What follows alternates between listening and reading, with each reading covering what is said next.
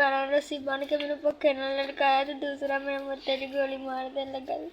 तो दूसरा आया ने मेरे ते खिच के मेरे मुंह ते जुत्ती मारी नाल मेरे कान ते भी मारी जुत्ती ते फिर उन्हें मैंने चक्क मारिया दीवार नाल मेरे नक च खून निकलण लगा ते फिर दूसरी आई माई तो मैंने सोटियां नाल मारिया तो मोटे डंडियां नाल मारिया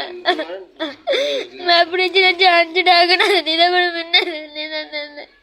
और तो बाद मेरे बॉडी च बंद खाएगा मैंने पीछे करके मेरे घरे मार देने उन्हें मेरे बॉडी च भी पा चलिया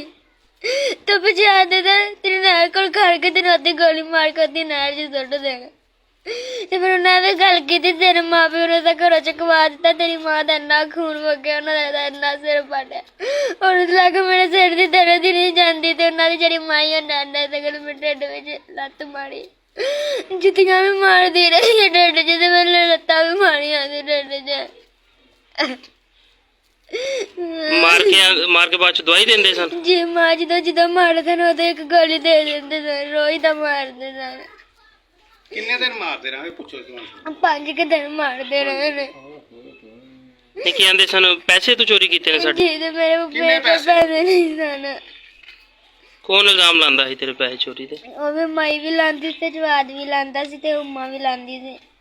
ਉਹ ਜਿਹੜੇ ਘਰ ਦੇ ਬੰਦੇ ਸਨ ਜਨਾਨੀਆਂ ਦਾ ਉਹ ਮੇਰੇ ਤੇ ਇਲਜ਼ਾਮ ਲਾਂਦੇ ਸਨ ਆਦੇ ਦਿਨ ਤੂੰ ਚੁੱਕਣ ਤੇ ਪੈਸੇ ਤੇ ਪਰ ਮੇਰੇ ਪਾਸ ਨਹੀਂ ਤੇ ਪੈਸੇ